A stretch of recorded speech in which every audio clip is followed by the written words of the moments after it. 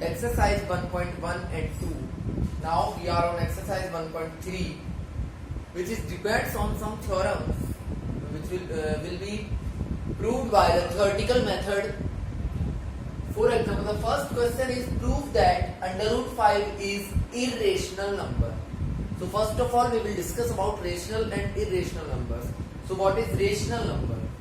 I have explained that if we can write a number in form of p upon q, where q is not equals to 0, then this number is called rational number. Otherwise, it will be irrational. So let's prove that under root 5 is irrational.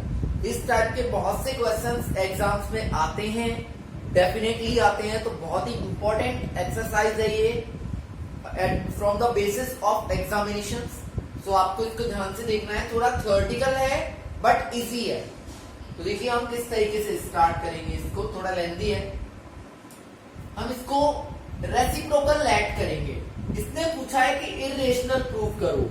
हम बोलेंगे under root 5 let under root 5 is a rational number.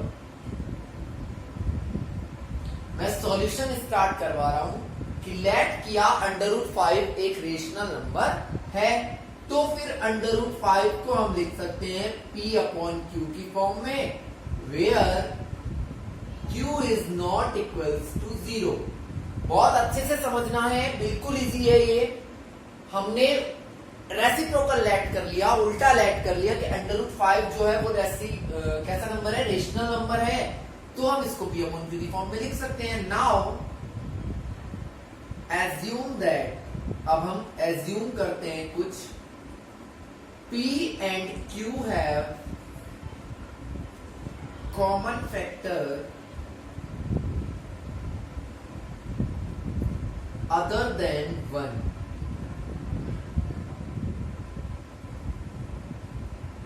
If we divide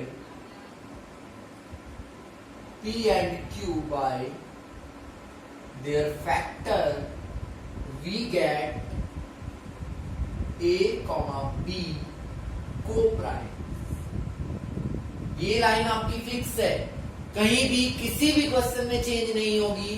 इस line का मतलब क्या है, assume करना है कि p और q का जो हर एक नंबर के कुछ फैक्टर होते हैं. देखिए कोई भी नंबर हो उसके दो फैक्टर तो डेफिनेटली होते हैं. जैसे 15 है, एक तो 1 और एक सेल्फ. दो फैक्टर तो ऑलवेज होंगे ही होंगे. इनके अलावा हमने क्या एज्यूम किया कि p और q दो नंबर हैं, इनका कोई एक कॉमन फैक्टर है 1 के अलावा. कुछ भी हो, 5, 10, 15 कुछ भी हो, उससे हम इन दोनों को डिवाइड करते हैं. फॉर एग्जांपल हमने ले लिया p की जगह है 10 और q की जगह है 20, है ना. इन दोनों का कोई कॉमन फैक्टर है 5. हम इसको डिवाइड करते हैं. 5 2 ज़ा 10 और 5 4 ज़ा 20 आता है. फिर आगे और डिवाइड करते हैं 4 या फिर इसको देखिए, दोनों का कॉमन फैक्टर हमने लेते हैं 10. 10 1 ज़ा 10 और 10 2 ज़ा 20. तो लास्ट फॉर्म इसकी क्या आती है, 1 और 2. ऐसे ही हम ले रहे हैं p और q को, दोनों को किसी नंबर से डिवाइड करें और क्या आ रहा है हमारे पास, a और b. ये हमने एज्यूम किया है. जहां a और b कैसे नंबर हैं, को प्राइम. प्राइम कौन होते हैं, जिनके आगे फैक्टर नहीं होंगे, वो क्या होते हैं, प्राइम नंबर्स. तो हमने एज्यूम कर लिया कि p और q का 1 के अलावा कोई फैक्टर है, और उस फैक्टर से डिवाइड करने के बाद हमें मिलता है a और b. तो देखिए हम अंडर रूट 5 को जहां p अपॉन q लिख रहे थे, तो हम उसको a अपॉन b भी लिख सकते हैं. क्योंकि देखो, चाहो तो आप लिख सकते हो. देखो जैसे मैंने लिखा under root 5 is equal to p upon q की जगह मैं ले रहा हूं 5 अपॉन 20, तो मैं इसको ऐसे भी तो लिख सकता हूं 1 अपॉन 4. तो एंड में क्या आएगा, under root 5 is equal to 1 upon 4. तो इसको चाहे p अपॉन q के इक्वल लिख लो, चाहे a अपॉन b के इक्वल लिख लो, जब ये फैक्टर ही है तो यहाँ पे मैंने p और q को रिप्लेस कर दिया a और b से. Is that clear. अब हम इसको करते हैं क्रॉस मल्टीप्लाई, तो आएगा b under root 5 is equals to a. अगर हम दोनों साइड स्क्वायर कर दे तो आता है 5b square is equals to a square. यही आएगा. 5 को इधर लेके जाओ, तो हमारा जो रिलेशन आता है B square is equals to A square upon 5, इसको दे देंगे इक्वेशन नंबर फर्स्ट। यहां तक कोई प्रॉब्लम नहीं है, हमने √5 को रेशनल नंबर लेट किया है तो उसको हमने पी अपॉन क्यू की फॉर्म में लिख दिया। पी और क्यू का कोई भी कॉमन फैक्टर है उससे अगर हम इसको डिवाइड करते हैं तो ए और बी आते हैं, तो हमने पी और क्यू को रिप्लेस कर दिया ए और बी से। अब हमने इसको क्रॉस मल्टीप्लाई किया और स्क्वायर कर दिया, तो ये रिलेशन आ गया। इसका मतलब क्या है कि ए स्क्वायर जो है वो 5 से डिवाइड होता है, तो हम लिखेंगे it means A square is divisible by 5, so a is also divisible by 5। भाई इसका मतलब क्या है, a स्क्वायर 5 से डिवाइड होता है, हो रहा है डिवाइड। जब a स्क्वायर 5 से डिवाइड हो रहा है तो a भी 5 से डिवाइड होगा। हमने यही लाइन लिखी है, इट मींस a स्क्वायर 5 से डिवाइड होता है, इसलिए a भी 5 से डिवाइड होगा। और ध्यान दीजिएगा, हमने अभी अभी क्या एज्यूम किया था कि एक ऐसा नंबर है वो प्राइम नंबर है, प्राइम नंबर तो किसी से डिवाइड ही नहीं होते, और हमने क्या लिख दिया, क्या मिला हमें कि ये तो डिवाइड हो रहा है। चलिए कोई बात नहीं, ये तो हमारा फर्स्ट जो रिजल्ट है वो आया है। अब p के लिए भी सेम लेते हैं। हमने अभी लिखा है कि a 5 से डिवाइड होता है, तो a को 5 से डिवाइड करते हैं और लेट कर लिया, क्या आता है, k आता है। ठीक है भाई, तो हम a की जगह क्या लिख सकते हैं, 5k। a की जगह यहां पे क्या लिख दो, 5k लिख दो। तो b square is equals to 5k square upon 5। Equation number first से बता रहा हूं मैं, यहाँ लिख दो equation first, from equation first से ये हुआ है। तो ये आ जाएगा b square is equals to 25k square upon 5। Square करेंगे तो b स्क्वायर की वैल्यू आ गई k स्क्वायर और 5 5 25। 5 को इधर लाएंगे तो आएगा b square upon 5 is equals to k square. इसको दे दो इक्वेशन नंबर सेकंड। देखो सेम है, ऐसा ही सेम ऐसा ही इक्वेशन है, तो सेम ऐसी ही लाइन आएगी। क्या आएगा, it means b square is divisible by 5, so b is also divisible by 5। तो हम यहां पे लिख देते हैं, मेरे पास स्पेस कम है तो मैं यहां लिख रहा हूं, it means b square is divisible by 5, so b is also divisible by 5। Same हो गया। अभी देखो, हमने एज्यूम तो किया था कि a और b प्राइम नंबर हैं, लेकिन हमें क्या मिलता है कि a और b तो किसी नंबर से डिवाइड हो रहे हैं, जबकि प्राइम नंबर किसी से डिवाइड नहीं होते। तो ये हमने एज्यूम कुछ किया और हमें रिजल्ट उसका उल्टा मिला। ऐसा क्यों हुआ, क्योंकि हमने स्टार्टिंग का जो एजम्पशन था वो रॉन्ग ले लिया था। तो हम यहां पे लिखेंगे दिस कॉन्ट्राडिक्शन, ये जो गलतियां हुई हैं, ये जो गलत चीज रिजल्ट में आई है, दिस कॉन्ट्राडिक्शन अराइज बिकॉज, किस लिए अराइज हुआ, ये किस लिए आया, because of our wrong assumption, हमारी गलत एजम्पशन की वजह से ये रॉन्ग रिजल्ट आया है। तो हम लास्ट में एक लाइन लिखते हैं ऐसे क्वेश्चंस में, this contradiction arise because of our wrong assumption, so √5 is not a rational number. तो ऐसा हो ही नहीं सकता कि √5 रेशनल नंबर हो। तो फिर कैसा नंबर होगा जब रेशनल नहीं है, तो इरेशनल हो गया प्रूफ। तो हमें लास्ट में आपको एक लाइन लिखनी है जो मैं एक बार वापस रिपीट कर देता हूं, this contradiction arise because of our wrong assumption. ये जो कॉन्ट्राडिक्शन अराइज हुआ है, क्यों हुआ है, क्योंकि हमने रॉन्ग एज्यूम किया था। सो √5 is not a rational number, √5 एक रेशनल नंबर नहीं होगा। नाउ √5 इज रेशनल नंबर, तो हम ये लिख देंगे। इस तरीके से हमको क्वेश्चंस को सॉल्व करना है। थोड़ा थ्योरेटिकल पार्ट है बट बहुत बहुत बहुत इंपॉर्टेंट है।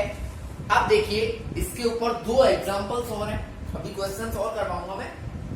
यहां पे आपको मिले √2 इज ए इरेशनल नंबर, तो आपको जहां जहां 5 दिखता है वहां सिर्फ एक चेंज करना है, 2 कर देना है बस, और कुछ भी चेंज नहीं होगा। तो आप ये भी नोट करोगे, इसको एग्जांपल में नोट करोगे √2 वाले क्वेश्चन को। मैं पहले ही बोल रहा हूं आपको ये करना है 100%। सेम पैटर्न है, एक भी लाइन का चेंज नहीं है, सिर्फ किस चीज का चेंज है, वैल्यू का। तो हम यहां पे सब जगह जहां जहां 5 होगा वहां वहां क्या आ जाएगा, 2 आ जाएगा। एक एक लाइन फिक्स है इसकी।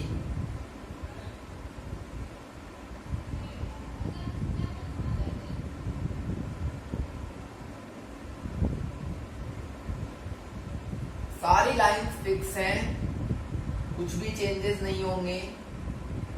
और यहां पे 2 आ जाएगा, यहां पे भी 2 आ जाएगा। तो ये हमारा √2 के लिए क्वेश्चन बन गया है इस बार। ये आपका एग्जांपल नंबर फर्स्ट है शायद इसी एक्सरसाइज का। ऐसे ही देखिए मैंने √5 और √2 आपको लिख दिया है। आपको √5 भी लिखना है नोटबुक में, 2 भी लिखना है, और √3 खुद करके देखोगे। मैं 100% चेक करूंगा ये चीज। तो आपको तीनों टाइप करने हैं इसमें, √5, √3 और √2। इनके अलावा सिंगल डिजिट का कोई भी नहीं आता। तो ये आपको फर्स्ट पैटर्न पे जो डिपेंडेंट क्वेश्चन है वो मैंने करवा दिया है। अब हम आते हैं नेक्स्ट, हमारा पैटर्न क्या होगा, वो और भी इजी पैटर्न है।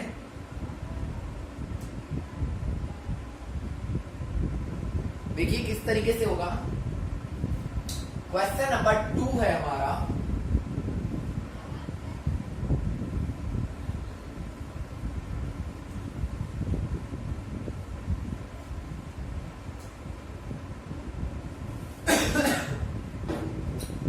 क्वेश्चन नंबर 2 लेते हैं हम।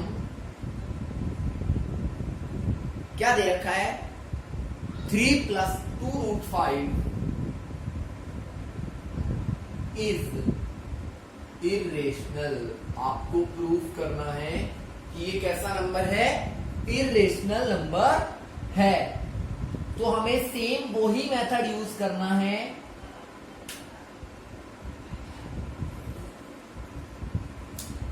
देखिए क्या करेंगे, लेट 3 + 2√5 इज रेशनल नंबर। हम उल्टा ही क्या करेंगे, एज्यूम करेंगे।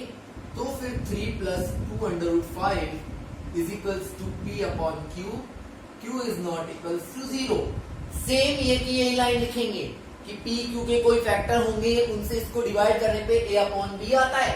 तो हम अब P और Q को रिप्लेस कर देंगे A/B से।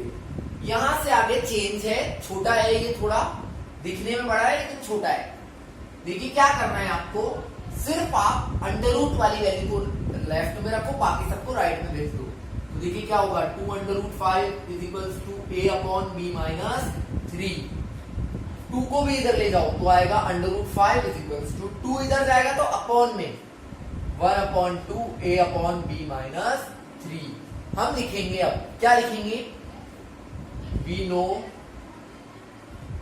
LHS। हम जानते हैं कि लेफ्ट हैंड साइड में कौन है, √5।